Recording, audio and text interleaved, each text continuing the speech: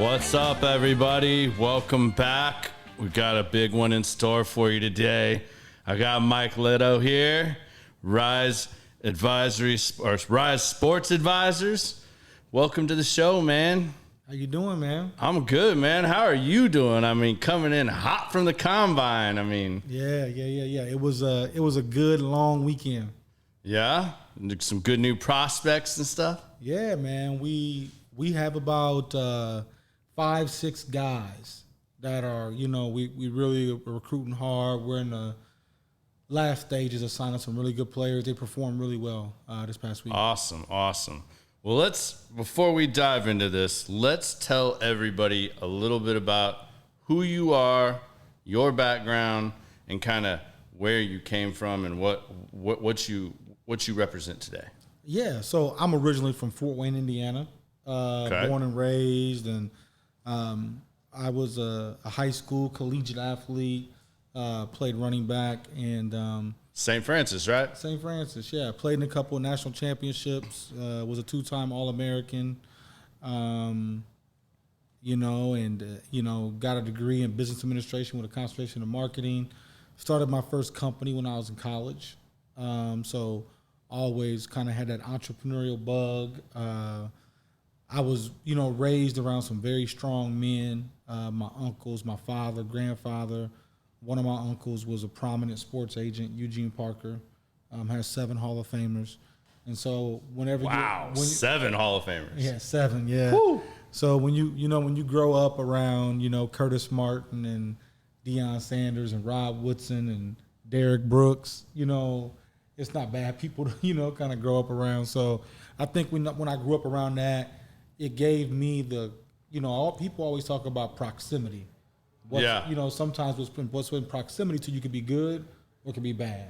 And luckily with him, my grandfather, my Uncle Virgil, my father, Vincent, I was able to be around some really good, strong men and gave me good examples. And they taught you a lot of these life lessons, I assume, as well. A lot of different things. Yeah. My grandfather was an old school throwback, singing in the church, owned his own construction company, wasn't a high school graduate from South Carolina. And my dad was a far better athlete than I was in baseball and basketball, and grew up around him, and my uncle's the one that got me to read and study and learn. So all of them just deposited different things in me and gave good examples, good demonstration. So what did you first start out doing when you first came out of college? When I first came out of college, when I was a sophomore in college, one of my best friends growing up, Brian Bossier, he was a doctor in physical therapy, athletic trainer, meathead, weight room guy, and when I was in college, we started our first company together. It was a training company, and so we ended up being one of the fastest growing training companies in the Midwest. Ended up owning 3 locations, had over 250 kids go to college. Maybe 100 went D1, 15 to 20 went to the professional ranks. So coaching and training is like facility. Coaching, training, physical development, mental, spiritual. We did all that. I ended up merging the company with a $2 billion hospital, and then I ended up selling the majority stake of it to a private equity firm. Okay, so you don't still operate that today? No, absolutely not. No, okay. I stepped away from that to be in what I'm doing now with Rise Advisors. Okay, so tell us a little bit about Rise Advisors and what exactly you do, because I know even in the lounge there's a lot of confusion. Is he a sports agent? Is he a financial advisor? What exactly does Mike do? Yeah. That's the simplistic way to think about it. But so if you're familiar with a family office, the high net worth individuals that usually have amassed a wealth, a net worth of over 25 million, or had like a liquidity event of selling their business, they typically just don't have a financial advisor or an accountant. They have a family office that oversees their whole family and conducts all their business and so on and so forth to assure, generational wealth and good operation. So we have developed a multi-family office, which means you serve more than one family, specifically for athlete entrepreneurs. So we have a niche business that we are a multi-family office for the athlete entrepreneur. And so what we do is we take young men who have had great success on the field or on the court, whatever their field of play may be, and we help them develop a legacy strategy on what they want to be and what they want to do beyond the game. We have created a network of principals, managing partners, and private equity, real estate, venture capital that provides our good investment opportunities and deal flow, the mentor and access, and then we provide CFO solutions where, just like any company having a CFO, we oversee all their stuff. So where, whether if it's purchasing a home, doing stuff for family, what they got with a financial advisor, what they did with this investment over here. A lot of times athletes don't have one entity or one group of people that are overseeing all of it. So that's what. Yeah, I think the common perception is that the agent does all that. No. And that they handle multiple things like that, or their network of family does it. And what I found from talking to you is that's really not the case at all. No. The agent strictly deals with you and the team pretty much. Exactly. The agents are the football experts. They help you when it comes to your training, your marketing endorsements, your contract negotiations, and a liaison with the team. Okay. So how did you find your purpose? It sounds like you really developed this purpose of what you wanted to do. You went from the athlete growing, you said you grew up around it, you watched it. How did you find this purpose or this niche that to you serves your purpose? Yeah. I like to tell people from time to time that people confuse their purpose with their function. And so like for example, with athletes, they have a lot of identity issues at times because they tend to think that me playing this game is my purpose. And that's just not the case, right? So for me, my purpose hasn't changed when I went from my training organization to Rise. It's the same. My thing is to make entrepreneurs and develop leaders. Now I just do it at a professional rank from a business perspective. Before I used to do it athletically. And so for me, just like every athlete, right? I thought I was going to make it to the NFL, play in the NFL. I was pretty good at a time at a low-level school, and we had a lot of success. And I had ankle injuries, couldn't play, recognized I was a little too small, my body couldn't maintain it. And then it was like, okay, well, let me develop young men because I was always a leader, in that regard. And then when I sold my business to the PE firm, I got exposed to mergers, acquisitions, business development, business strategy, became a passion. And that's when I made the transition of developing athletes just to go to college or the pros and now start helping them become business people because I was the entrepreneur. I went through it. I lived it. I'm an operator. And so I'm on my third business. And so I wanted to transfer that stuff over. So what are some of the lessons that were really key, you think, from your grandfather, your dad, or your uncles that stick out to you, that kind of led you down this path or maybe inspired you? What do you think some of those key, Man, that's a good question. Key lessons were? It's a good question. I think, because a lot of people really look for, what was that moment or what were some of those key things that really inspired them or pushed them? Because you see so many people that are like, I don't know what my purpose is, or I've been an athlete my whole life, and I'm not just an athlete. I hear that from a lot of guys that have been on show, not necessarily just on the show, or athletes I have relationships with or been friends with, that they really there's that struggle when they get out of the spotlight. I know you do a lot to set them up with your clients, and we'll kind of get into that, but I feel like there's probably some key moments or maybe life lessons that maybe you gave them, or even some of the great coaches that you were played under or have worked with. Yeah, no, I'll give the flowers to, my father, my Uncle Virgil, my grandfather, and my Uncle Eugene, right? Those are probably the most prominent, to be truthful. When it comes to my grandfather, I think it was hard work, and it was family first.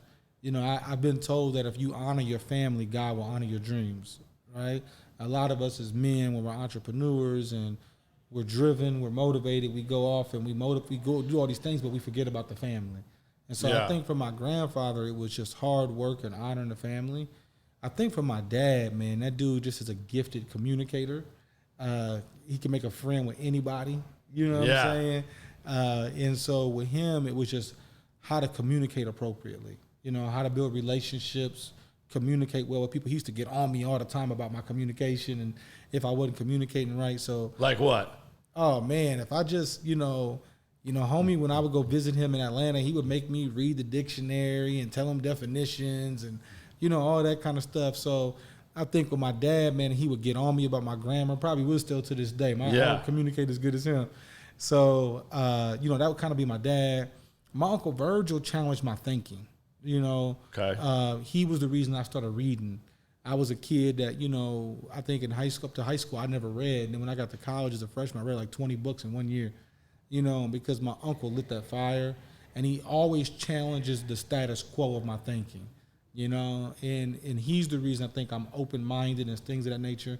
And then my Uncle Eugene, man, with him, from a business perspective, it was just pursuing excellence, being great at what you do at your craft, and then humble confidence. My uncle was I like to tell people I was just at dinner on Saturday night with David Muguleta, that is right now, the number one agent in the game. And he's probably like the LeBron James of the agent game right now. And if he's LeBron, my uncle was Michael Jordan. He's new like the Scott Boras, right? That every manager, owner does not want to have to deal with Muguleta. Yeah. I'm glad that he's doing a contract for one of my guys right now. But, my uncle was the Michael Jordan before him. Yeah. That opened the door. And it was really cool. So I was at the Combine this weekend, right? It was dope. And I walk into my hotel. I'm not lying. I posted it on my IG. Walk into the hotel. First day. I didn't even take my luggage into my room. It was this young brother from Dallas. Represents Jeffrey Simmons, I think, the D tackle for the Titans, up for a contract. And he had a hoodie with my uncle on it. And it said The Standard, my uncle's face, and then his name on the bottom. And I'm like, yo, that's my uncle, bro. And so I was going to my room. My cousin, who's an agent now, my uncle's youngest son, comes walking through the door. And my cousin, Austin, looks just like his dad. And so it was just eerie, crazy. Like the dude was there, we're talking. But yeah, so, from my dad to my uncles to my grandfather, man, a lot of the time, especially with young black men, you hear a lot about, and it's the reality for some people, absent fathers, that wasn't my story. Wasn't your situation. And I think that's why I can father young men so much and I pour into them, because I was poured into so much. Yeah, you're just kind of returning that gift. Yeah, for sure. What is it that you try to focus on first when you get a new athlete? What is the first path that you try to take them down? Because I think, it's just like when I had Jonathan Scott on here and we talked about his book. Yeah. When I read his book, it was written specifically for athletes. Absolutely, I've read it. I mean, it's geared straight at the athlete, but I'm not an athlete. I mean, I played high school stuff, but I wasn't even a collegiate athlete. Mm-hmm. So, but I read the book and I was like, man, it kind of sucks. And I wish this was put out in a different way as well, to where an average person would pick this book up and read it, because there's still a lot of really good lessons in this book that you don't have to be an athlete to, Absolutely. To take lessons from this book. So, whether you choose to be an entrepreneur or an investor, what's the angle you take, and how do you first bring these new athletes along? Because I think that would apply to, a lot of our listeners and other people, because I think a lot of what you teach and do, it's the high wealth individuals and stuff, but I think there's a lot of people that could be in that gray area or close to that want to learn some of these things. Not that you offer those services probably, but what are some of those lessons, and what route do you take a young player on initially to go down that road? Because I know you and I kind of talked a little bit, and I kind of want to key you on the conversation we had about you don't want to be an investor before you're an entrepreneur. Yeah. So for me, one, I like to say at Rise Advisors, I've built and am continuing to build a very strong team. And one of my greatest qualities I've always been is a really good mentor, and I know how to meet people where they're at. But with that being stated, I'm not for everybody. Right. I've been accused of being polarizing at times. And so some people, they usually love me or just don't fit with me, and that's fine. right? Like everybody's not for everybody. I don't have an ego into that factor, but I got great guys on my team like Jay Bass who he has a different approach to me. Young, smart guy, relates to people. I like Jay. Jay's a good dude. Yeah, great guy, man. And so amazing in finance. And so with that, you know, those people can relate with guys that don't feel with me. But when it comes to me particularly that work with athletes, one, you know, it's a marathon, not a sprint. I'm trying to help them develop as men first. And in doing that, I want to let them know that this isn't a judgment zone. Now, I'm going to set a standard, and I'm going to hold you to a standard when you say what you want to do for you and your family, and I'm going to keep it real. I'm not kissing your butt. I'm not doing any of that. But it comes from a place of love, but then at the same time, I'm not going to judge you. So at the end of the day, I have to find out where they're at. And they all come in at different levels, right? Some from two-parent homes, some from Stanford, some from other institutions. And so you got to meet some. You can't treat them all the same. Right. You know what I'm saying? And so I come in and in that beginning phase, we're trying to get to know each other. And they're going to know that I'm loyal, I'm solid, I'm here to educate you, I'm here to challenge you. I'm not really here to be your friend, right? And so I think that shows too, because I see you come in with lots of different people, you know, because I'm a member in the private lounge back here. So, I mean, it's not just like rookies and stuff like that too. I think that speaks volumes because I've seen veterans, and I mean like long-time veterans and stuff, that all of a sudden they want to come talk to you. So obviously in there, you know, some of these guys have been in the league, whether it's the football league or baseball, 10, 12 years. And obviously they haven't been provided a lot of this either. Me personally, not the organization, right? Yeah. Because our organization is bigger than me. Right. I'm just one person. I just happen to be the founder. Right. Right. But I would say that I tend to attract people who want to be challenged and want to grow. If you don't want to be challenged and you don't want to grow, I'm probably not the cup of tea. You know what I'm saying? And so from that, I don't take it lightly that someone trusting their family legacy with me. And so I think it's a calling, and I take it very, very seriously.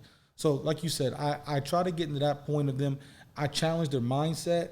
I try to get them to learn how to think for themselves. It's about empowerment. I am not trying to enable guys. You know, I'm at a place where, you know, when they get to a place, like Jalen Smith was my first client. He's a vet now. He's on the tail end of his career probably, and starting his second career where he's going to be an Uber entrepreneur, and he's closing on a He's an Uber entrepreneur when he was a rookie damn near. I mean, well, Jalen putting out his own bourbons and all kinds of stuff. Yeah. Well, that was just there's some exciting stuff that's coming down the pipe with him. All right. And he was in training, but I would say that Jalen doesn't do stuff just for optics. You know, a lot of what you see in the professional ranks is optics, the look, the image, what's posted on social, all this. Now, he's committed to the craft of an entrepreneur. And so at his level, right, in the beginning, I had to educate, I had to mentor, I had to develop, and I still do. But at this point now, I help manage for him. Yeah. There's a lot of things he don't need me for. Yeah. He can go do it. He can delegate. I do this while he's doing that, and it's just a beautiful thing. Right. So I'm trying to get all my guys on their own path to that same level of independence and entrepreneurship. How do you weed out some of these guys that look at you maybe and coming in like they just want to add something else to what they do? You know, they see other guys that, you know, have their own bourbon or have this, and how do you handle that, and how do you mentor from that, or decide I'm not taking them on as a client, or hey, this is a growth opportunity here? Because there's probably a lot of guys that, like you said, it's for the flash, it's the optics. Yeah, it won't work with me. Yeah. So one is value alignment. I want to find out when I find out what a man values, I know what he'll do. Right? Yep. And so for me, I try to find out what do they value? Do our values align? Do you have the true desire to be an entrepreneur? Do you embrace accountability? You don't embrace accountability, you ain't gonna like us. Yeah. Because you know we're helping set the budgets, we're checking the budgets, you're getting monthly reports on what you can spend. You know, if you're off budget, on budget, we're vetting deals. A lot of guys, when they get to the pros and there's so much ego involved, they want all this autonomy because they're their own man to do all this stuff. But with us, there's checks and balances and there's approvals of things. You got accountability set in line to protect yourself. And if a lot of guys don't want that. Yeah. And we're gonna they want to live that big paycheck lifestyle. And so what we see is that at the end of every year we do an assessment with the client and with us, and if it's not working, we just respectfully, separate. Yes, because I mean, I imagine, and I know I've heard you talk about this before. If you make $13 million a year, you don't want that guy coming in here and living a $13 million a year lifestyle, because at the end of the day, that only lasts for so long, and you're trying to teach them entrepreneurship to where they can get to the point of investing and creating generational wealth for them and their families. Yeah, correct? So you talked about that a little bit earlier, right? Yeah. I kind of get to that. It's the basics 101 of cash flow. Cash flow and having a good cash flow and a good cushion so that you can invest, right? And if you don't have a good enough cash flow and a good enough monthly profit or annual profit, you can't invest. And so what happens with these guys is that what you're going to play for 10 years, right? Yeah. But after you get done playing with 10 years and you're 30 years old, you're 32 years old, you got about another 30 years to live, right? And so if you just have saved that money and then you plan to live on that money for retirement, do the math. Like, is that money based on the lifestyle that you've accrued and that you started doing? If you can make your ego adjustment, which is not very easy to do. That's got to be the toughest thing to convince these young guys. I've been buying Bentleys. I've been buying this. I travel when I want. I do this. I spend $200,000 a year on clothes. I'm doing whatever it may be. And now all of a sudden you want me to change?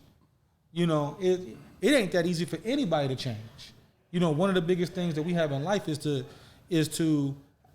very hard for us to reprogram, right? And to unlearn things and changing your mindset. New things. But I think it's significantly, now that's just for us, right? Yeah. Now be a celebrity.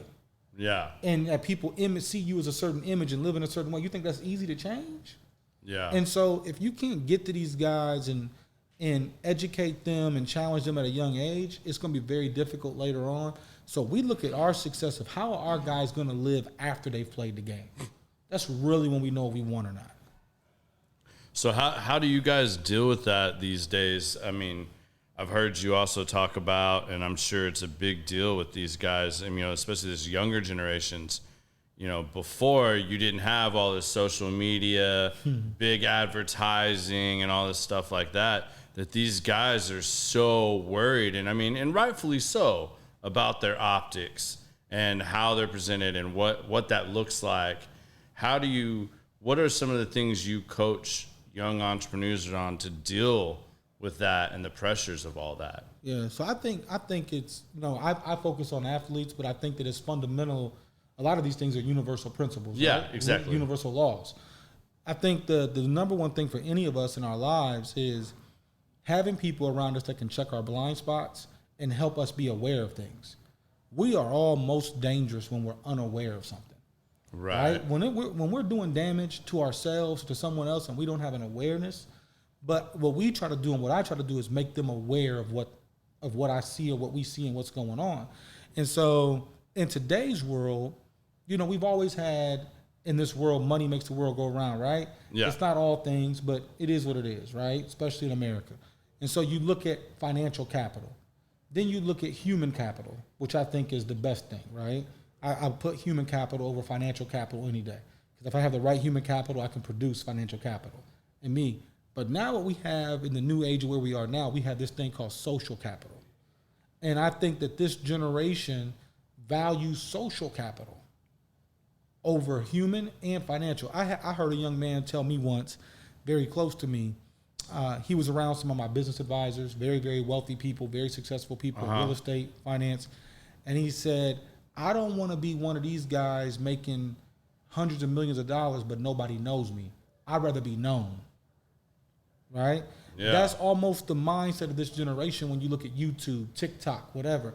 They'd rather have social capital, but the bank account really not be that great, right? Because they get their affirmation and they get their acceptance through the social capital, right? Jay-Z talked about fame as a drug, right? Yep. So once you start doing it and that fame starts feeding you and it's gone, it's like, what then? A man makes a lot of money, now you take his money away.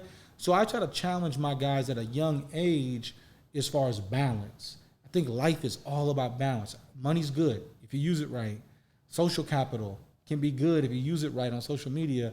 human capital is a beautiful thing if you know how to leverage the relationships and serve other people and they serve you. But it's all about just educating them on all those things and helping them think.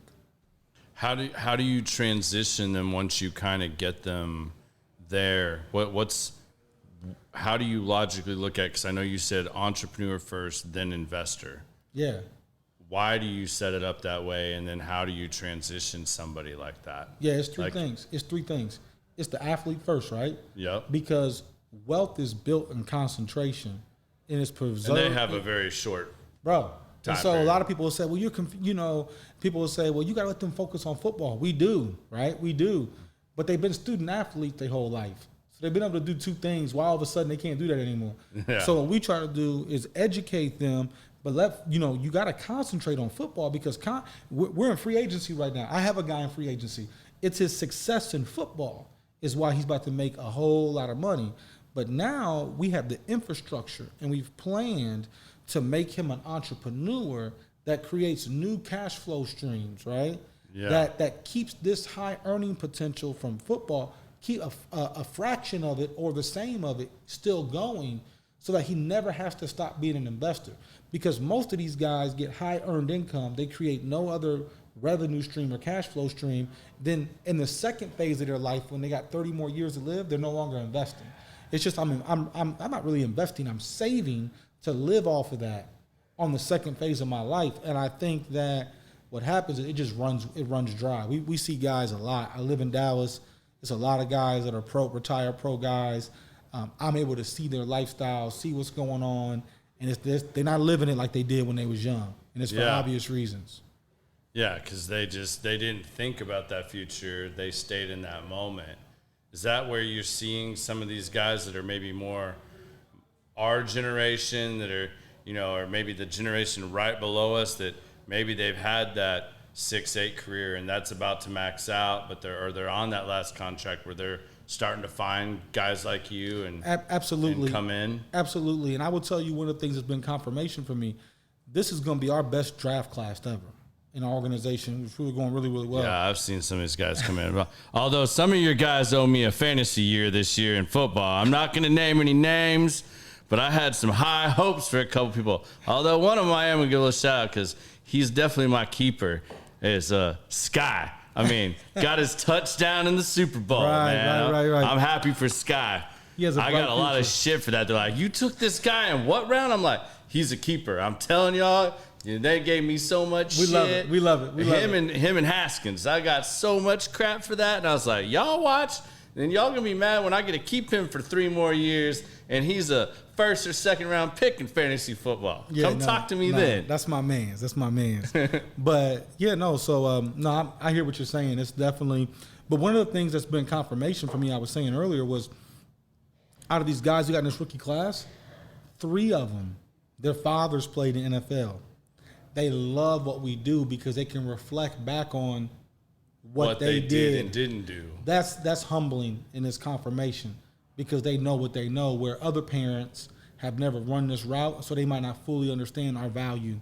That's awesome, man.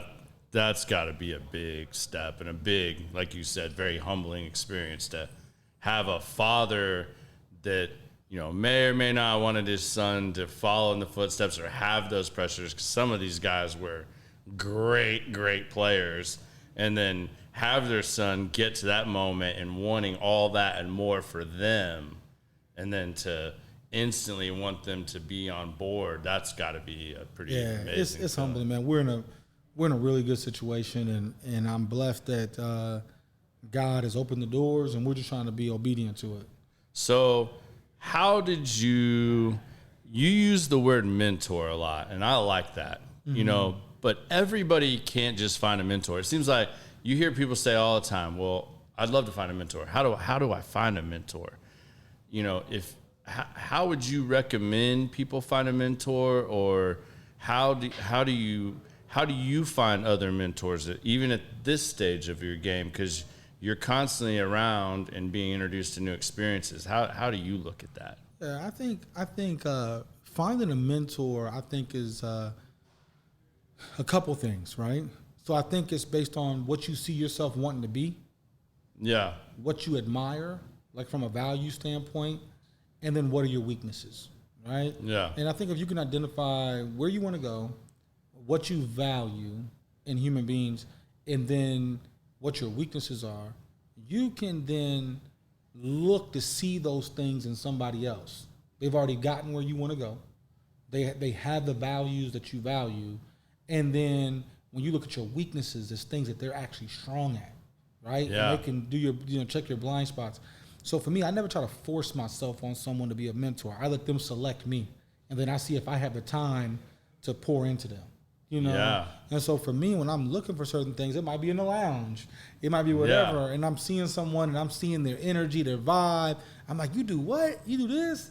And it's like, yo, can I talk to you a little bit? Can you feed me a little bit? And so that's kind of my process in identifying a mentor. Okay, that makes a lot of sense, because that's when you're involving yourself in those groups. And that's one thing I talk about with the lounge and lots of stuff like that is finding places that you can go to that create these kind of environments, bro, where you can meet other people that are not like you, that have other experiences that you can learn and grow from. Because that's one of the main reasons I started this podcast, because I sit and everybody thinks this is like, I'm trying to remember and bring up certain conversations you and I have had over the last 2 years. There's been a handful. But these are conversations that we just sit and naturally have. It's not as question-oriented and directly related to doing a show, but these are things we talk about, or that I hear you, I'll overhear you having a conversation with somebody, and, hey, man, you mind if I ask you about this? And, hey, tell me a little bit about this. Like, I'm interested. Like, educate me a little bit on X, Y, Z. And you're more than happy to always share that information and do that. And there's so many different opportunities that I always encourage people to find environments like that you can put yourself in. Because I think that's the key to, you having personal growth and success and being exposed to different things. Man, being in the right environment will either accelerate your growth or stunt your growth. Yeah. But being in the right one or the wrong one. Yeah.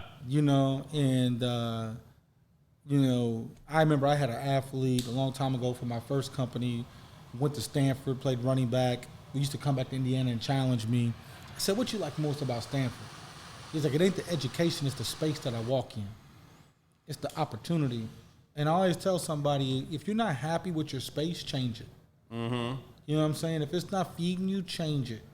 And I even for me, like when I moved out here 3 years ago to Dallas to move my business here, the lounge is one of the first places I found where I, just to have peace, decompression, get with, quality men to just kind of vibe and talk. You know what I mean? Yeah. And so industrial has been great to me. And, I like Pops and the Franks family. They're good people. Yeah, I agree 100% on that. What, man, I totally lost my train of thought. That was, where you had me there. Man, I'm going to bring this up because this is one of those things where you and I had a talk. This is one of those deep conversations you and I had. Okay. And I want to get you, Can we have this on here? Huh? Can we talk about it on here? Yeah. Okay. We talk about, we can cuss, we can do whatever we really want. Within a certain realm, right, Vince? No comment. No, but I asked you a question one time, and I'll share it with everybody else because I want to know, and I want to challenge people to think about this more, because I couldn't believe that at this day and age people still thought like this on certain things. But I asked you one time, I was like, do you have any white guys that you represent? And you were like, I have, but for some reason, a lot of guys don't relate or have faith in taking advice from a man of color. Mm-hmm. Do you think that's changed at all in the last few years? Or do you think, because to me, there's things that you're exposed to that I'm not exposed to, and there's things I'm exposed to that you're not exposed to.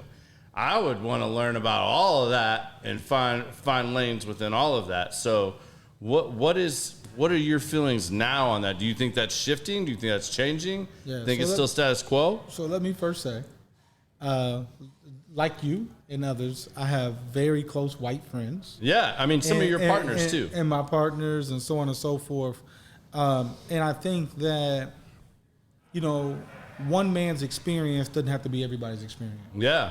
And so I would say that based on my experience, I feel like sometimes consciously and then sometimes subconsciously, it's depending upon where you were raised and where you come from. Yeah. It may be hard for a young white man that's going to the league or whatever that, especially if he comes from a well-off home, right? Yeah.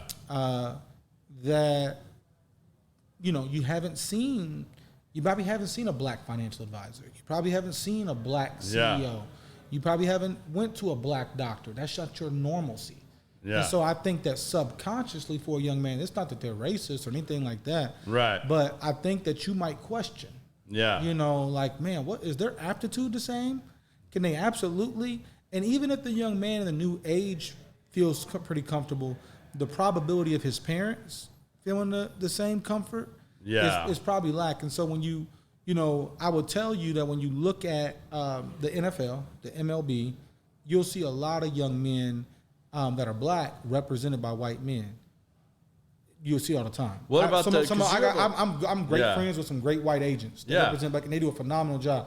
But you won't see a lot of white men. But do you see this changing with because you have a lot more mixed families now, and this younger generation that's coming into the drafts and stuff now, and like a lot more. I mean, I think culturally that mixture is shifting and changing. So do you see that growing a little more? I think that probably doesn't. I think what I'm saying probably doesn't apply as much to mixed families. Okay. You know what I'm saying? Mm-hmm. But if it's not a mixed family, I think it could be a challenge. And again, this is not an absolute. This is not across the board. It's just an experience and what I think could be a challenge. So for me, I'm a high discerning person. I can discern if I recruit a certain white young man and I walk in the home, I can feel real quick that not only do I have to prove that I'm good in my job and whatever, I have an extra hurdle that I have to go over, and I got to make a business decision when 70% of the NFL is black. That do I really even want to? Do I want to face continue that to deal with that? Yeah. I completely understand. What are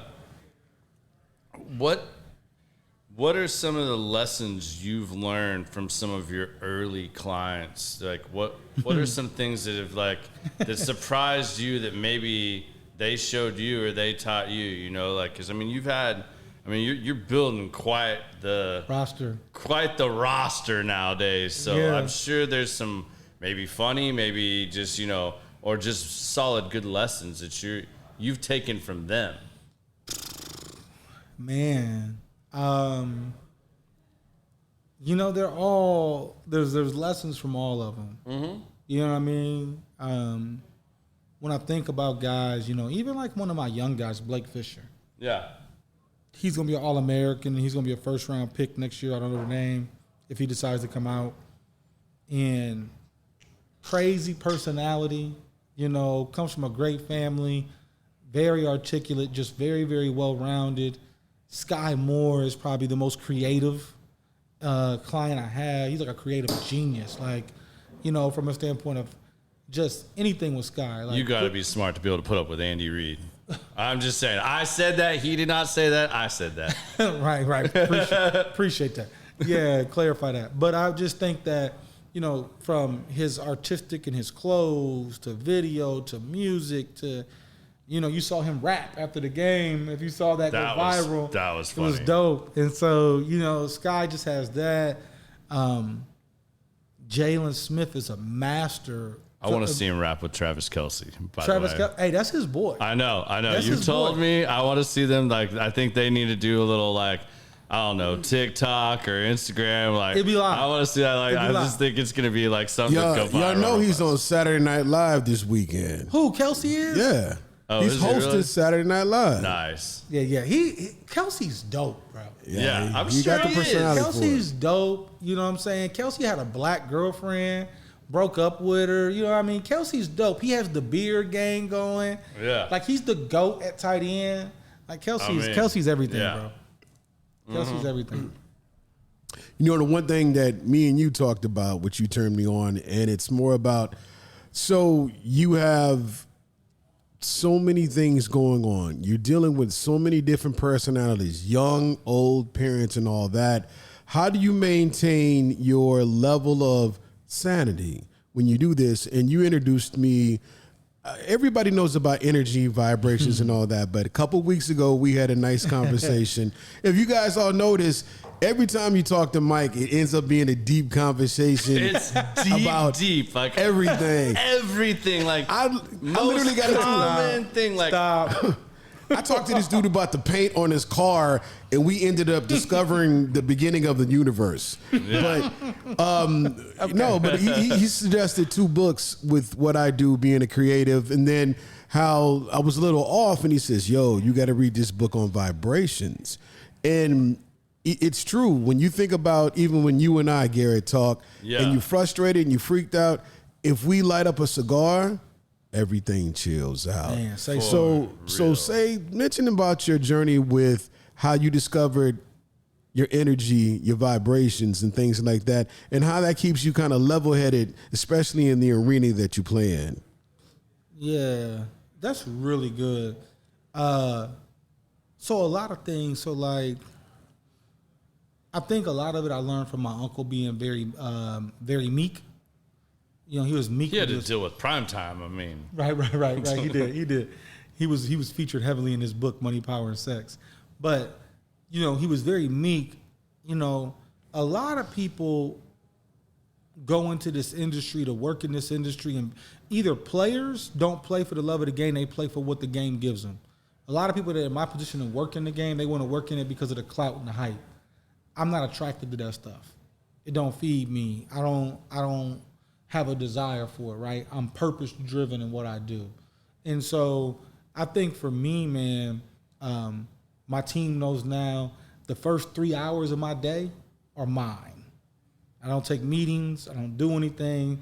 I'm waking up, I'm walking, I'm meditating, I'm praying, I'm reading. My first 3 hours, bro, it's mine. And so I got to feed myself because I feed so many people, right? Yeah. I'm a single man, you know, looking to find my queen, and whoever it is, they got to be able to feed me with energy, right? It got to be peace because I'm called to pour into a lot of people, and I can't be coming home to, you know, not a peaceful situation. Can't have an empty cup.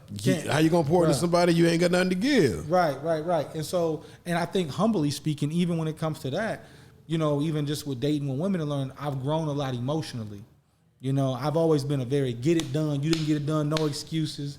And I've kind of softened up and, you know, kind of, you know, balanced in that. But to your point, when I recommended the book, you know, Vibrate Higher Daily, Yep. you know, very powerful on, you know, nonverbal communication, you know, energy. You can say that you're fine, but you're really not. You know, what are the, you know, those cues give off? And so then I started really, you know, evaluating my own energy.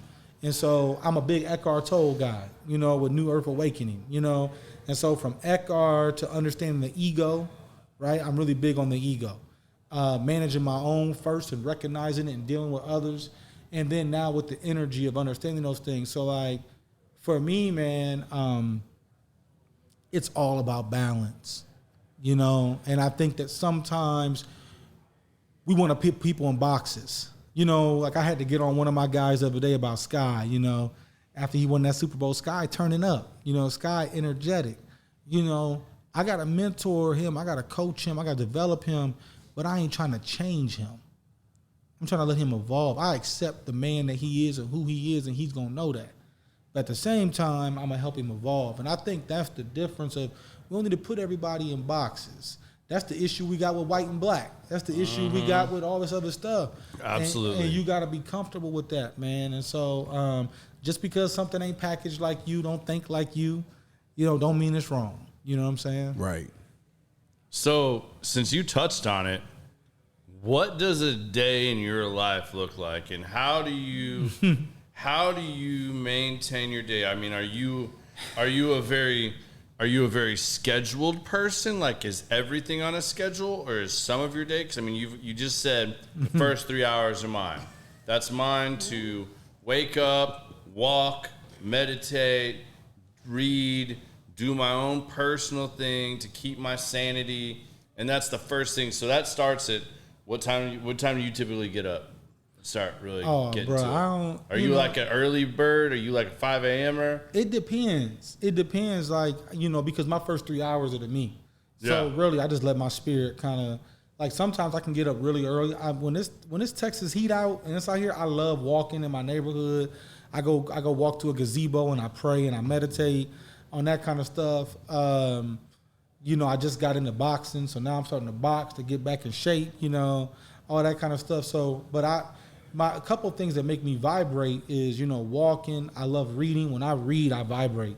I vibrate high. I smoke cigars. I vibrate high. Meaningful conversations like this, why I always go deep unintentionally, is because it's a love language. I vibrate high. So in those things, to answer your question, because I manage so many people's enterprises and I manage my own business, and I know some people struggle with me that are fluid and spontaneous. I'm extremely structured. Like, I live off my calendar. Yeah. So I live off my calendar. I live days and weeks out in advance.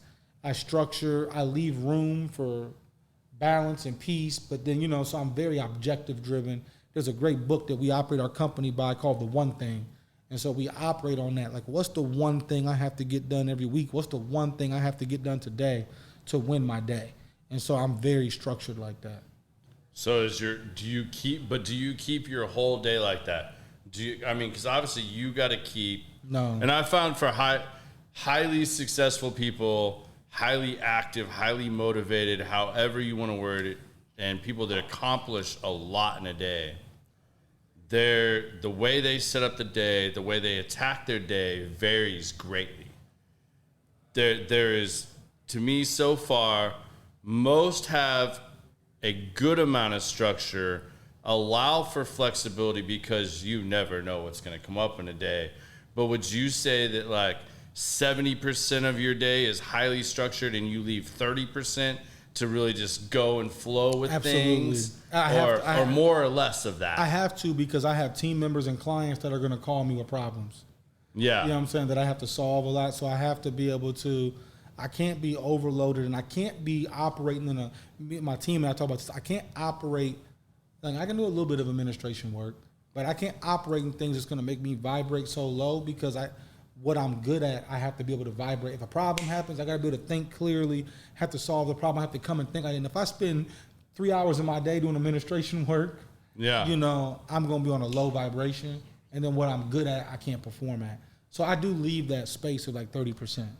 I'm going to tell y'all right now, if you come in the lounge and you see him with his headphones on, leave the man alone. Yep. He's solving some shit. He's vibing in his own head, figuring it out. Because the minute you see them come off, and it's always this magic little moment, like somehow the noise canceling just goes out enough that he hears us talking about something. He's like, yo, wait a minute. Did you just say that's funny, XYZ? And then you are now, and we are about to go down the mic train. And we are going to talk deep about whatever little tidbit he caught somehow when he was like zoned out in his world. But he still heard this. That's funny, bro. That's so you. Like, I mean, like, man, that's like the staple. Why you observing me like that, bro? Dude, I think it's awesome. And I love having these conversations with you because, like, again, every time we get into them, I vibe higher off of having a deep, meaningful conversation and learning something. And every time one of those moments happens, I'm like, yes, here we go. We're about to get some golden nuggets from Mike. Something happened, something just clicked, and maybe he just heard XYZ, and it helped him, like, put that little piece in the last bit of the puzzle, and now he's ready to talk about it because it's probably spinning off of that other thing you're trying to solve or work with, and you want to know more about it because you're about to dive off over here, and it just happens to be that weird vibe that happened and you heard it. I just feel like, man, to your point on the 70-30, right? Yeah. I'm glad you said that because I just think it's all about, I'm going to keep saying it, it's about balance. Yeah. And I think that whether if it's you, whether if it's me, whether if it's Biz, like, we got to leave room for our creativeness. You know what I'm saying? For our growth. And if we don't leave room for that, bro, we just don't expand, right? We just can't be out here just doing. Just doing. You know what I mean? Like, you don't have any purpose at that point. Like if you're just Well, you're I like keep- an order taker, you're not Right. really, you're not doing anything creative. Yeah, you know, you're not feeding the soul. Simon Sinek talks about the golden circle, right? The why, the how, and the what. You know what I'm saying? Like, I like one of my advisors, Rob, said at our symposium last year. Biz was there. Yep. And he was dope, and very, very, very successful. And Rob said, you got to go 5 whys deep. 5 whys deep. You know, when you want to do something, ask yourself 5 times why. 5 times, why am I at this podcast? 5 times, boom, boom, boom. Ask yourself why. And so it takes you to a deeper level. I guess that's why I'm so deep all the time. I'm going 5 whys Yeah. deep. But That's why it took me since like September last year when I started this to get Mike pinned down and confirmed. I was He processing. asked himself for 5 months. Why? That symposium was so difficult because I was in charge of capturing it media-wise. Yeah. So I'm holding a camera in one hand and I got pen in my notebook in the other hand, trying to do both because, like, the stuff that was delivered at this thing, like you said, whether you're an athlete or not, it was the basic common sense things that were being delivered. Yeah. I was like, and to see all these athletes, Sky, Jalen, all of them was sitting there, notebooks, notepads, iPads, everybody was out man. taking notes, taking it all in. I got to go to this symposium the next time he has one. Like, I definitely want to be there to witness this. I mean, yeah. I've had close friends and different people that I trust and love, challenge me on like, I don't know. And I'm always open to good, honest feedback, constructive criticism. They're like, Mike, are you caught up in people's status or how much money people got or, and if you know me, I'm not.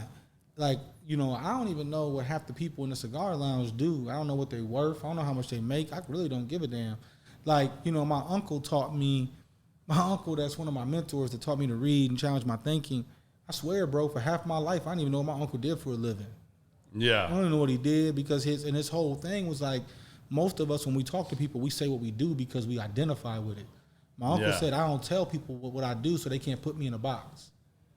Wow. And so my whole thing is like, because I've been taught on that, but what I am attracted to is people that, like this right here, I'm attracted to people who want to learn, want to grow. I don't know what you're worth. And it really don't, because what you're worth isn't just based on finance. Yeah. That's the confusion. That is a part of a worth. But a part of your worth is also your spirit, your heart, your knowledge, all those different things. It's just not monetary. And so for me, I attracted that to where someone can feed me, I can feed them, man. That's emotional IQ too. Man, It's not just exactly. a financial IQ, it's emotional IQ. It's how you deal with people, how you talk about. I mean, I think it's funny. Y'all probably noticed I'm wearing a button-up collared shirt for probably the first time on my podcast night. Because I didn't recognize him when he walked in. Bro. I mean, if they could shoot a shoe game right now, everything, the whole thing is there, bro. Well, I wasn't gonna let you outdo me either. I knew you were coming in from the combine. I don't have no swag, bro. Bullshit. Like, I'm working on it, bro. He's lying, y'all. I'm working. I don't, bro. I knew he was gonna come in one way or y'all another. can't see my face off camera with the twisted lips. Like, I don't know what emoji it is I'm giving you right now, but Yeah. Word. I'm getting that mind blown. Word. Biz is popping his head off emoji right now. But yeah, I was like, man, he's coming in from the combine. He's been meeting with people. I was like, man, no, everybody knows. I mean, I'm a t-shirt and jeans guy, Like, I was just gonna come in here wearing t-shirt and jeans. I was like, no, I can't do it. I finally got Mike to come on the show. I can't come in here and be sitting here in a t-shirt and he's getting fresh off the plane coming from the combine. Man, I was bro. like, whew, can't do it. I hope we get some views on this thing. I can't disappoint, dog. We got to get some views on this. Oh man, it's growing. all right, It's so growing. I have a question. How many chapters of your book have already been written? Oh yeah, you know my book. No, I know you writing one. There's no way, and we haven't discussed this or said this, y'all, but there's no way with the experiences and lives that you had, where you're growing, that you haven't started, you haven't planned, or there's a manuscript on something somewhere in your spot. So I have I've thought about it. I have some stuff written out. But one of the things I'm big on, I always refer back to my Uncle Virgil, man. He's just been probably the biggest depositor into my life, you know, in my older age. I think in my younger ages, it was kind of like my grandfather and my dad and a little bit my Uncle Eugene before he passed away, unfortunately. But my Uncle Virgil has been the one that challenges me, makes me grow, whatever. And one of the things he told me, if I talk to y'all right now, I talk to Biz and someone tells me a book, I get it off of Amazon, I just put it in my shelf. But my uncle always said, don't read just to read. Read based on what your spirit tells you, right? Yeah. So I'm going to get the book, but I'm going to let my spirit lead me to where should I be reading this right now or should I be reading something else? So I say all that to say, I have a vision for a book, but it's not the season. Yeah. And so I'm waiting till when it's the right season. Like, you know, even with doing a podcast, this is my third podcast I've done this month or in the past, 3 weeks. I haven't done a podcast in 4 years. Now, I used to have one way a long time ago. I used to speak publicly. I stopped speaking because when I speak, I'm going to be authentic. Yeah. And so I was in a situation where I'm like, hey, I'm going to stop. And right now, I like to say I'm pregnant with a lot of stuff. I've been stewing and whatever, and now it's time to birth. And so now, part of the reason why I didn't get on the podcast was because it was about the sensitivity in my spirit of when is the timing. And so now I've been pushed where it's timing where I'm getting out here, I'm sharing what we do, who I am. And so I think eventually the book will come here when it's Well, and you've time. gotten a comfort level with what it is you're doing, what you represent. Yeah. Your company's at a point where Yeah. you're not the new guy on the block. Yeah. You're not out there really just having to grind for business. Yeah. Now business is getting a little bit easier. A little bit. Because people know who you are and what you're doing. Yeah. They don't think you're some fly-by-night guy faking to be an agent or, Yeah. Trying to, pull fast one over on one of these young up-and-coming players. Yeah. People know your character. They know where you're coming from. Yeah. And that's got to feed into it. Yeah, I'm sorry, we're not as hot as, like, Lady Jade and stuff, I know you just did the big Lady Jade show, so, Yeah. He put us off a week for that, by the way. I'm just kidding. I would too. I would too. I'm not lying. Lady J gotta called have me. your priorities in line. You're gonna be without a producer for one night. She said, hey, Busy, come here. Right. Yeah. See how he does me, y'all? I'm gonna use PTO. I'm gonna call in sick. PTO. That night. Come on, Biz. You see where Biz loyalty at. No, we had an agreement because last time Biz was sick, he came in here. I thought he was gonna die over there. I was here. Like, bro, we can do. Because the Biz a throwback. I know, but Old school. if you are that sick, bro, I don't want to be sick. I don't get sick very often, but he literally looked like he was dying over there. I saw the light twice that night, but we reeled it back in. Yeah, Biz does not call in sick. Like, that does not happen. Biz does not mess up his schedule. Biz is on point. But to that point, I'm trying to figure out my vibration because I'm spinning too many damn plates. Yeah. And one failed the other week, and I was like, oh, hell, what was that? So it's like, you just have to figure out, I'm taking an assessment test later on tonight to figure out what are my strengths. And once your core strengths are, Come on now. that'll let you know the things that you can't do or not meant to do, you delegate them to somebody else. Yeah. So you can focus on what value you can bring to yourself, your family, or others you decide to serve. Yeah, one of the tools we use through EOS that one of my clients invested in. What is EOS? The Entrepreneurial Operating System. Okay. It's off of a book called Traction. And so one of my clients. I got that book. Yeah. Haven't read it, but I got that. Okay. So one of my clients invested in that. Jalen Smith's an investor into that. Okay. A long time ago. Great investment for him. But we use them on our companies, and one of the tools that we use, what Biz is talking about, is a thing called Elevate, Delegate, right? Or Delegate, Elevate, my apologies. And so with that, it's really that when you delegate the things that you don't enjoy, you elevate. And so it's really identifying what those are to delegate and then elevate in what you do. But you have to have an identification of what those things are first. We fail so much trying to guess. You really needed a tool to let you know what's going on. You may think you ain't going to have a heart attack, but you find a couple tools that's going to let you know you're about to, you'll listen to it. You know, I may think my strengths are one thing, but when you look at something that's proven that can tell you it's another, Right. I think it also helps because it gives you a fresh perspective of yourself. Yeah. And then you're more energetic to follow a new path. Because, when you wake up in the morning and see the sun, the birds, it feels like a clean slate. And when you have that clean slate, what we talked about earlier, you can tackle everything first thing in the morning because you're at your sharpest and you're at your freshest. Right. But at least know what it is you're going after when you do it. Man, exactly, bro. Exactly. So, yeah, man. What are some of the tools? Are there tools or specific tests? Like, I know when my mother worked at MHBT, they put everybody through, I'm going to get this totally wrong. This is not correct, but basically like a Wonderlic test, where it identifies what you're really good at, what your weaknesses are, stuff like that. Do you go through a process like that with your clients? Is there stuff you specifically use or recommend for people that one of us could go out and find this test or get this test and like elevate ourselves and find those things out for ourselves? Yeah, we use a handful of personality assessments. Obviously you hear about the Myers-Briggs all the time. And yeah, that's it. That's what they use. Yeah, we use one called Work Styles, Live Styles, and then Tommy Shavers in Nestry. Nestry is a company based in Orlando, Florida, that Jalen Smith invested into, that Tommy's getting a lot of looks. I was telling you guys about it earlier. I just had a deep conversation with him. He's talking to all the NFL teams, all this stuff, where really it's about mental development, mental health.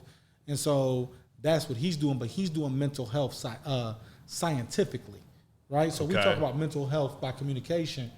Tommy Shavers in Nestry talks about mental health from a scientific approach, and he is amazing. So I'm going actually with some of my clients to Orlando to go visit Nestry so that they can get tested, get the feedback scientifically on who they are, how they tick, all those kind of different things. So definitely shout out to Tommy and Nestry. Yeah, I'm going to have to look that up. That sounds absolutely amazing. See, that's the kind of stuff I love. I love hearing about and learning about, because if you can find some tool or something like that that really gives you that kind of perspective on you, your spirit, your personality, there's so much knowledge to gain from that. And surrounding yourself with people like yourself and Biz and others, we kind of give each other some of this feedback naturally around here. But, I like to have that for the audience as well, that, finding those things, because getting that kind of feedback, Biz and I had a one-on-one tonight, because any of y'all that watched last week's show, Randy is a powerhouse in the podcast universe and in bourbon universe. And Randy, I went to high school with. He's a good friend of mine. He deeply challenged me and gave me a whole lot to think about after last week's show. It rocked my world. Really? Yeah. This dude was crushed when he left. In a very good way. Like, in a very good way, but yet when I say crushed, I don't mean like in a bad way. Like he said, he was just like... It made me question everything. Yes. It was a floodgate. Because it was a whole different perspective than the way I've been looking at my podcast, which is not my day-to-day business. Like, I don't do podcasting for a living. This is something I enjoy to do. Right, it's a passion. And that, it's a passion, because I like having these meaningful conversations with people, and I think that others can gain from it. So learning how to take that and grow it and share it with more people is my biggest challenge.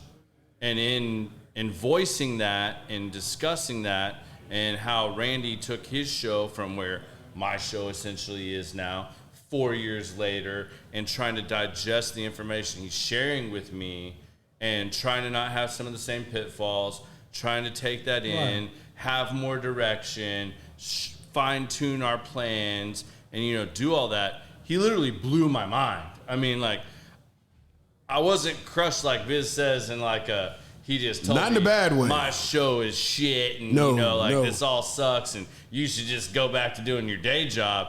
It was like, wow, I thought I was just really starting to figure a lot of these things out, and in reality, there's all these other perspectives that I hadn't even really thought about or considered or contemplated. And man, I mean, I went home and I couldn't even sleep that night. Like that's what I mean by crushed. It was I'm so sitting much here information writing all night long and like, all right, what do I think about this? What do I think about that? Who can I talk to about this? How can I do this? How can I make this happen faster? How can I do these things? And it was growth, you know. And I immediately, like the next morning, I was like, Biz, yo, we got to have a meeting next week. Like, let's have a pre-show meeting. What day? Unfortunately, Biz was like in and out of town. I was like, all right, fine. This date, we're having a meeting, and like me and Biz said, and we did that for an hour and a half tonight before any of this happened, and we sat there and, you know, really went through that. And I mean, I got more of Biz perspective because Biz was involved in that conversation, so he got to sit there and take that in. He had a little different perspective than I did. He was able to ask me questions that spurred further thought and contemplation, but yet then I gave it back to him in a certain way of where I was at, you know, and we're going back and forth with it, you know. So like that's the stuff I love, and like I'm curious because you do that all day long for a living. Yeah, I you know what I think is so dope about that, you know, to listen to you having the humility, right? Yeah, and the openness to receive whatever those constructive criticisms were, to digest them. Yeah. To get with Biz, you identify some things, you discuss it, and then you get to solving. Yeah. That's what we call it, right? And so, but sometimes your ego won't allow that. One of the books I read talked about how the person who actually is wrong in a conversation is the person who's winning. Yeah. Because if you're always right, you're never learning. Yeah. Right? And so when you go to an approach of conversation of going, if I talk to you and you are actually right and I'm wrong, I won. Yeah. You won that day. Yeah. Right? You won.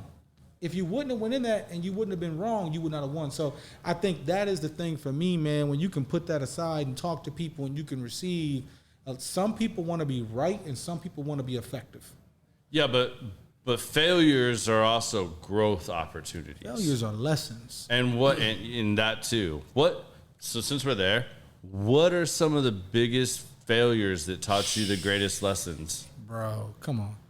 Like, man, come on, bro. Like, what is something you thought was the right way early on with your business? Be it the one you sold Are you talking or your about business, current one? Personal? Both? It could be both. Whatever comes made to mind. an impact on you. What made an Biggest impact on you that impact. changed the direction? That you thought this was the right way. You had to learn this lesson the hard way, and now all of a sudden I would say you learned and grew from it. My approach being having my son at 18 and how I raised my son in certain facets as far as like pushing him, wanting too much for him and stuff. As a father, until I read a book my uncle sent me, it was too late. My son was 18 at that point. I was like, damn, wish I could have got that book 10 years ago. So anybody I know, I always recommend. But, I think my son, I got divorced, after being married for 16 years. And, some of that just wasn't the right fit, but then some of it was, shit I did, what I'm saying? And you learn from that now that you get out into to dating at 40 years old. You know what I mean? Oh, I can't even imagine. You got to look at yourself the hard way. But yeah, it's a different game out here. But, so I think in that, and then I think just in my first business, man, I ran that business for 15 years, sold a majority of it, had some good ups and downs, partnered with some people that had some good up and downs, went through some almost litigation type like stuff, just different things. And man, those kind of things are what I wouldn't be the entrepreneur. I wouldn't be the leader. I wouldn't be able to solve problems. Like that shit was hell. But when you look at it now, wisdom comes from experience. You can't gain wisdom without experience. Yeah. You know what I'm saying? That's why these great quarterbacks in the playoffs, you get these young dudes that all y'all be geeked on in fantasy football through the regular season, and then they get into the postseason and they garbage because they ain't got no wisdom, they don't got no experience. I heard someone say that wisdom is knowing what not to do, right? And you can't know what not to do until, unfortunately, you do some things wrong. And so I just kind of think about those things. So how hard is it we had a conversation earlier, and this is a problem I have. I have a 14-year-old. Yeah. And being 51, relating to a 14-year-old, Yeah. it's hard. So, like, I DJ. Everybody knows I DJ. So when I'm DJing events, playing half the shit they listen to, I'm dying inside slowly. Take my headphones off. I go to the bathroom and come back. Okay, record's almost over. Let me get back to the real. But do you find it difficult with a little bit of a, you're 40, and you're now talking to 19, 20, 23-year-olds.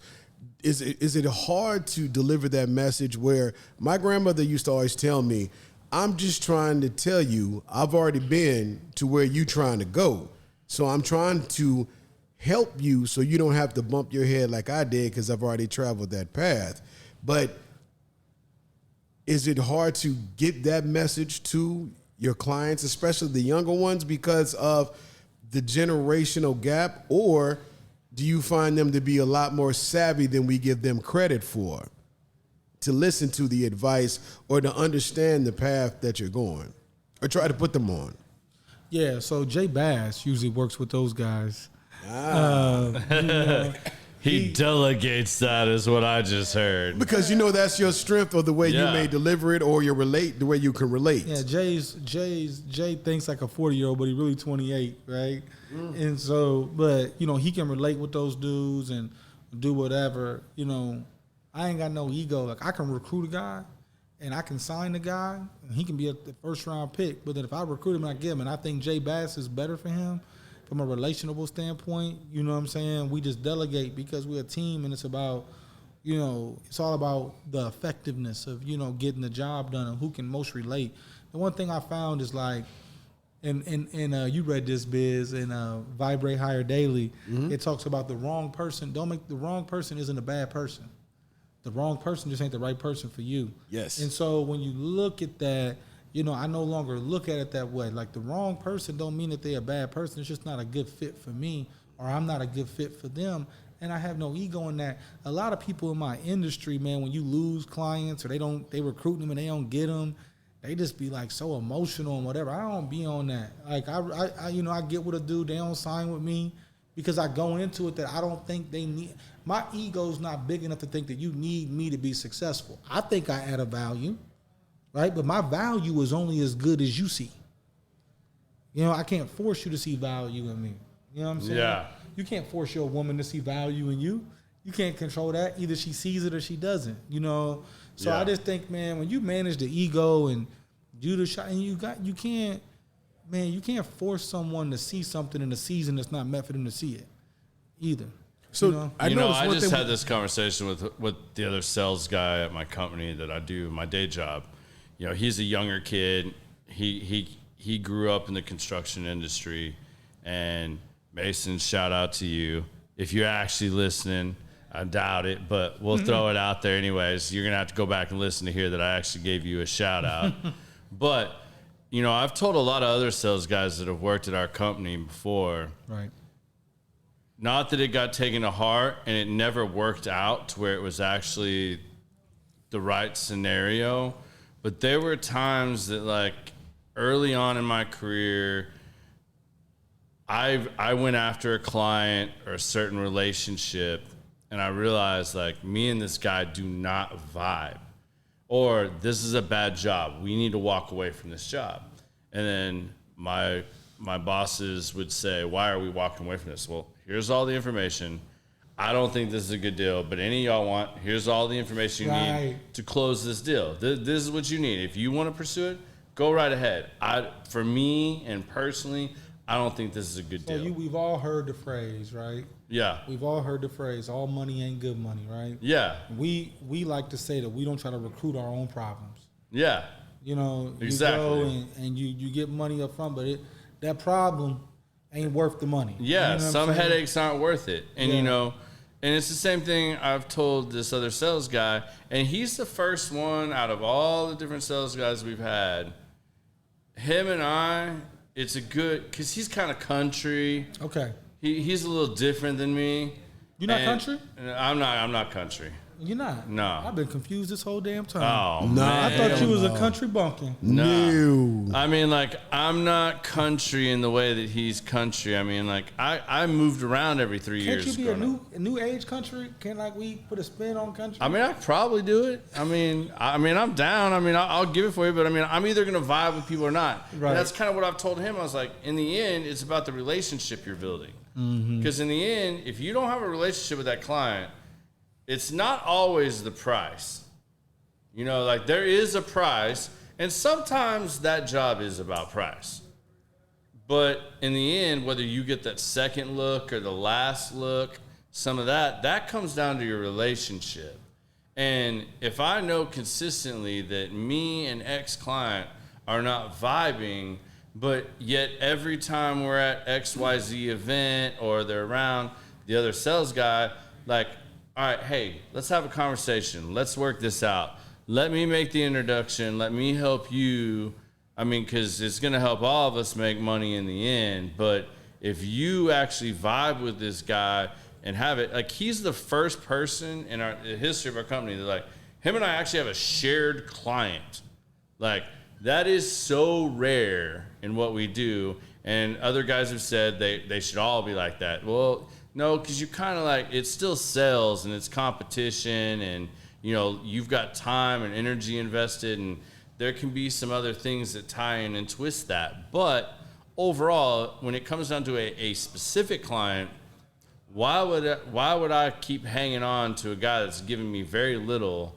And because deep down I know him and I just don't vibe on that same level. Like, as much as I want it, it's not going to be fruitful. It's not going to be fruitful, and I'm kind of just wasting my time and killing time because at the end of the day, we don't see things the same way or we don't vibe the same. And it's costing you vibration. And it's costing me a lot. I mean, time, money, energy, whatnot. So like, why not, if he is that fit, pass that on? I mean, if that other person is not that fit.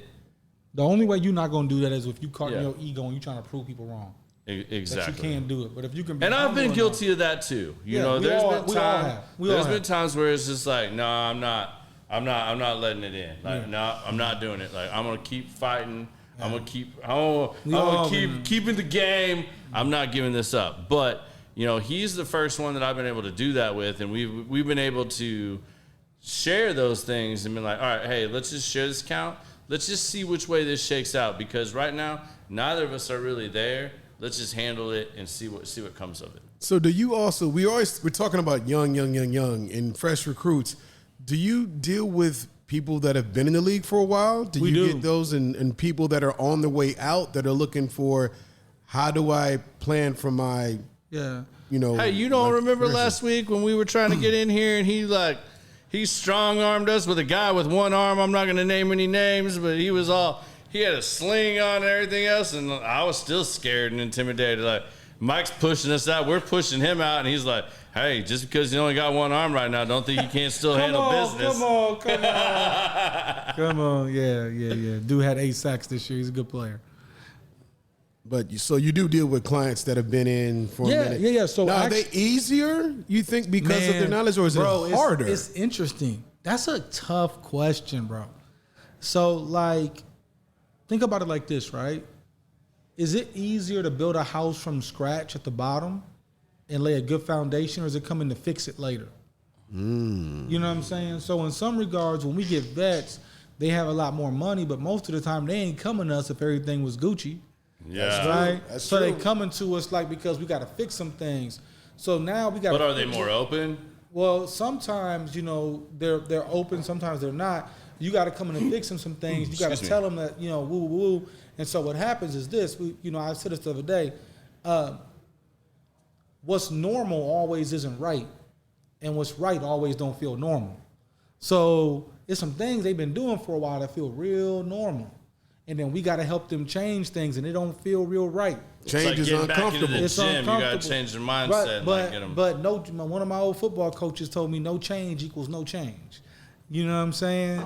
So we kind of got to get to a point where we can do that with those guys. So, yeah, we work with vets, and we also do consulting for athletes that own businesses. A lot of them got the bread, but they don't have the structure experience. They got the aptitude. It's just experience. And so we'll come in and kind of give them some tools, some structure, some advisement, some guidance that if they got a business and it's not optimal, to try to help them get it to that point.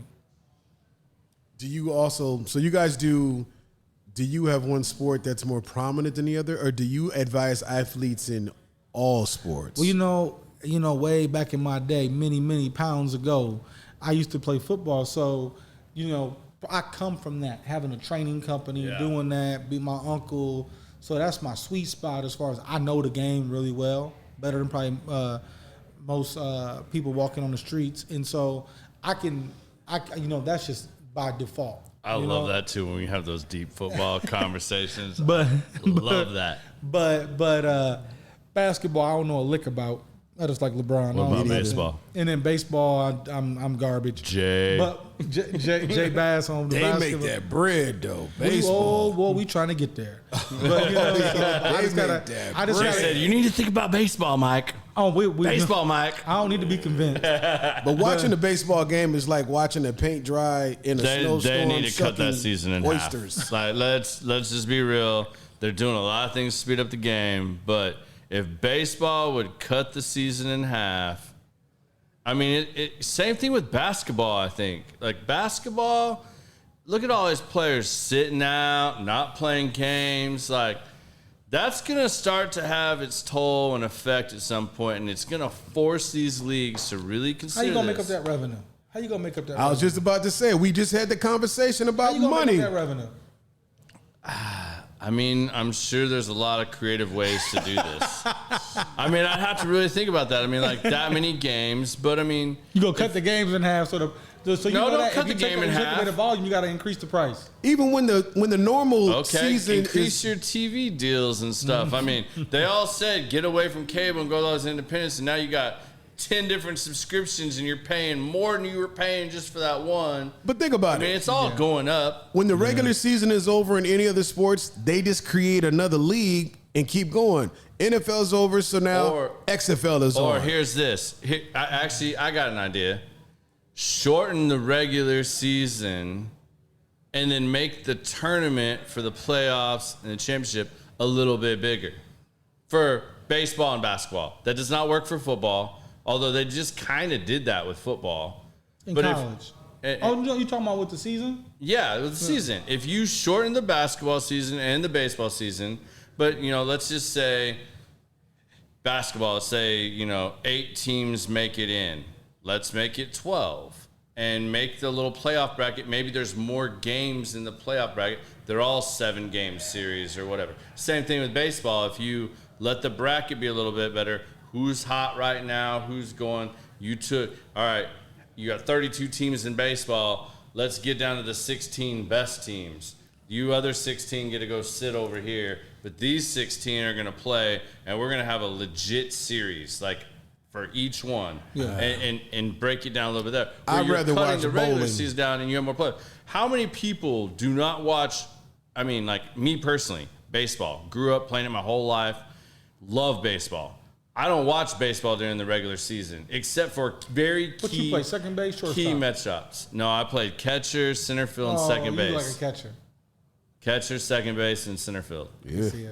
So But that's kind of true. I don't watch basketball regular season, but I love watching when it's the playoffs. But in baseball, you watch Yeah. select matchups. But how many people watch the playoffs and the World Series in baseball? You don't watch shit when you else get to the World all Series. year. Yeah, so you only World Series. But if those games meant a little more, you might watch some of that. True. You're not watching the regular season because there's 100 and something games. It's Football ridiculous. NFL has it mastered. Yeah, that's what I'm saying. But you can't do that with baseball. But you got to find a way to reduce that a little bit to where your superstars aren't getting injured all the time. Yeah. You're thinking about player health, mental and physical, and get these guys where you're getting, even though you may have less games, you're getting better games. The quality goes up. Quality over quantity. Quality over quantity. Absolutely. But you got all these other sports. Like, here's the biggest sport. What's the biggest sport on the planet? Soccer. Exactly. you've got athletes like that. I don't know what they get paid if they get. I don't really hear a lot about entrepreneurial things in soccer, but I know they get paid. But we got FC Dallas. I don't know that. You got a lot of tennis is coming up, and golf players been making that bread. Yeah. So but they're not.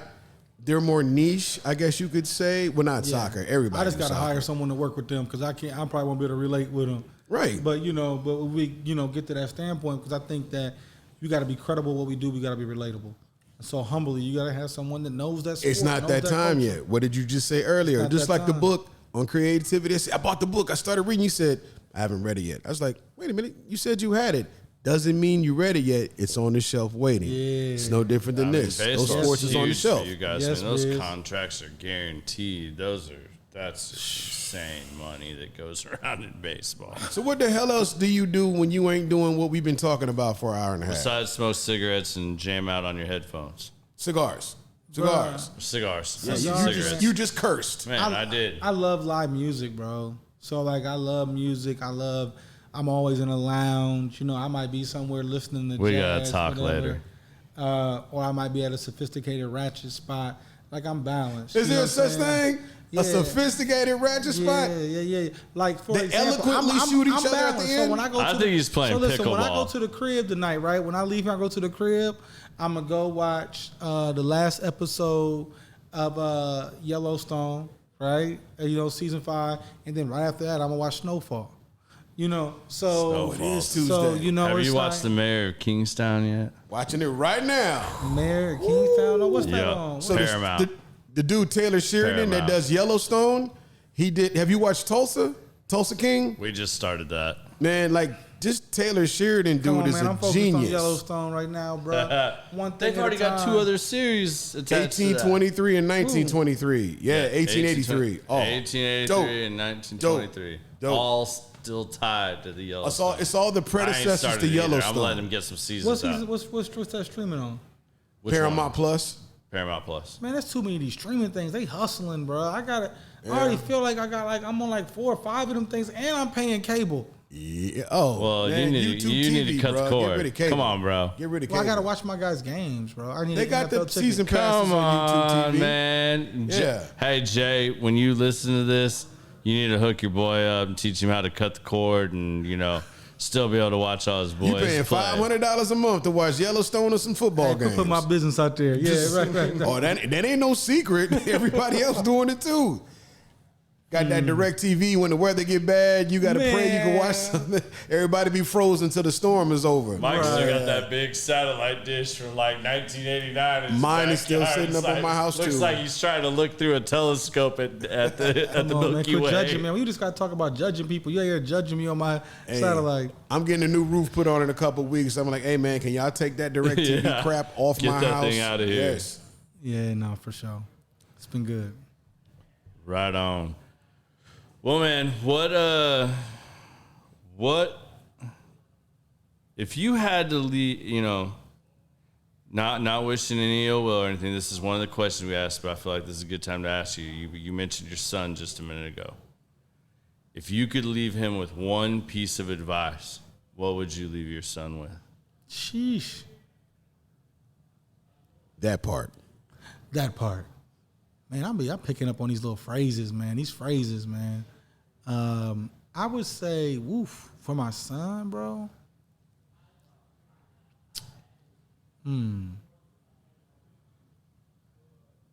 I would tell him to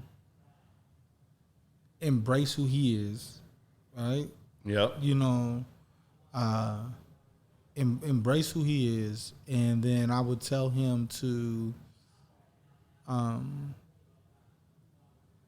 embrace who he is, love his family, and master finances. What life lesson would you hope that he picked up from you? That you can do anything you put your mind to. You don't have to be the smartest person. You don't have to. If you commit to something and you put your mind to it, you can get it done. When you're recruiting these younger players, what does that process look like for you? Do they find you, or do you what's your I guess what I'm asking, what's your scouting look like?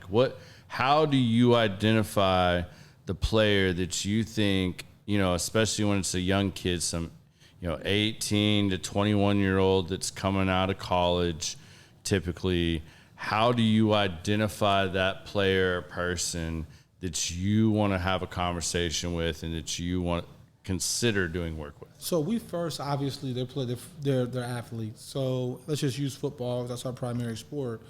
Is we identify if we think this person is a person that can projectingly be a starter or a Pro Bowler at the next level, right? That's our kind of client. Top 100 draft pick or you're a starter at the next level. So that starts there. Then we identify, does this person have an interest in entrepreneurship? Starts there. Does this person have good character and do they value accountability? Are they more about building a legacy than they are enjoying their current life? And so if all those things check off and they're coachable, but that's a process, right? It starts with they're good. Then as you get to know somebody, you kind of learn those things. And then one of the things we do now, because as we built our reputation and our brand, is referrals. If an agent or a close friend or someone tells me, Mike, he's not a Rise guy, I don't even blink. I don't care if you're a top 10 pick. If someone I trust tells me, it could be you. You could be around someone, someone, and I'm like, yo, is he a Rise guy? You're like, nah, he ain't. I sat on a whole podcast with you, listen to this dude don't fit. Yeah. I'm not so driven by wanting to sign him because of his potential that I'm going to recruit my own problem. So a lot of it's assessing those things, and then it's just referrals, good quality referrals. Are you being approached now? I mean, I know you don't do a lot in basketball or stuff like that. I'm going to use D1 and, these other select teams that, come out now, and you see these kids getting signed to letters of intent when they're in like junior high and high school and stuff like that. But now that you're going into baseball, where baseball really starts in high school, are you seeing that you're being reached out to by the parents or people like at a much younger age, or is it still staying at the collegiate level? It's still collegiate. And we haven't jumped into baseball, basketball yet, but I think in the next 12 to 24 months, we should be launching divisions in baseball and in basketball with someone that is experienced in those sports. Okay. And I don't think I've asked this yet. What does your team look like? Like, tell us a little bit more about your team and the people that make up the team, the people that you put your clients around. What does that consist of? What areas are you going into? Because I mean, everybody's concerned about, even people that don't have a lot of money that are trying to find ways to invest and grow. In the type of economy we're in right now, they're looking at everything. So what does your team consist of exactly, and what all are you trying to bring to the table right now in the current world? Yeah, so I would say we have 8 full-time team members. Just to be high level, my executive team is myself, Jay Bass, who comes from a finance background, has an undergrad and a master's in finance. He used to be a financial advisor, worked at a family office with athletes and entertainers. Very just relatable and intelligent guy, high IQ, high EQ. He's going to be a star in the industry, Jay is. And then Annie Bailey has been with me from day one. She was my first team member, a very good friend. Annie is a rising star from a female perspective in this industry. She's my my vice president of business operations. Okay. So she oversees all of our client relations and then all of our back office business. So she oversees a team that works with the guys day to day. And then Jay, kind of with me, he helps from a business development standpoint of working with the guys on strategy, business, finance, so on and so forth. And then we have a team with client relations. We have a team with operations. We're building out a finance arm with a VP of investment soon. So, yeah. Well, that's awesome, man. Cool. Well, I'm going to hit you up with our big question that we ask at the end of every show. And you can take this any direction you want. This is totally up to you. It can be something you've been wanting to get off your chest. It can be something you were inspired by from the show, something that's currently on your mind based on current circumstance, situation, whatever. But we ask everybody to give us their 2 cents, because at the end of the day, we're talking about common sense. We're talking about the common sense that we all employ. You can either gain some common sense, you can learn some common sense. You know, not everybody has common sense, but what's something you would like to share with the audience? It's just words from Mike. Your 2 cents. My 2 cents.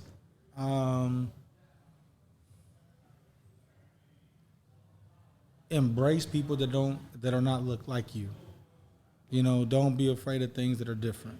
People are different. Don't try to put people in a box. Don't be intimidated by people that have different views than you and different perspectives, different approaches. Why are you passionate about that? Why does that resonate with you? You know, my dad was black, mom's Cuban. I was raised by a poor white woman as a babysitter. I've just always been around diversity. You know, I value diversity. I think that when you're around that, although I am very pro-black, but I don't think pro-black means that you're racist or you're against something else. For me, I value everybody. Some of the greatest lessons I've learned are from people that are not like me, that come from something different than me, whether if it's race, gender, social status, whatever it may be. And so I just think that people should just embrace all people. I think when you do that, you grow. I agree. I think we need to all look at each other as Americans, as humans, you know, and get back to that instead of trying to put everybody in a box or a category. I mean, you know, that's where you really get back to the rawness of being humans and sharing and learning from each other. Absolutely. Well, man, I want to thank you deeply for finally agreeing to come on the show. Stop it. And, you know, it was the right season. Yeah, it's the right season. It's the right vibe, man. I hope everybody enjoyed the vibe that we put out there. Yeah. I hope you enjoyed the show. And, man, I'd love to have you back on again soon. But, man, thank you very much. Thank you for allowing me to be on the platform, you and Biz. And I love the energy. I love the vibe. It's authentic. I enjoyed it. Oh, man, I'm glad to hear that. Well, we'll be back next week with another great show for you guys. Until then, I hope you guys can take some good nuggets away from this and that you look forward to the next episode. Thank you for joining us.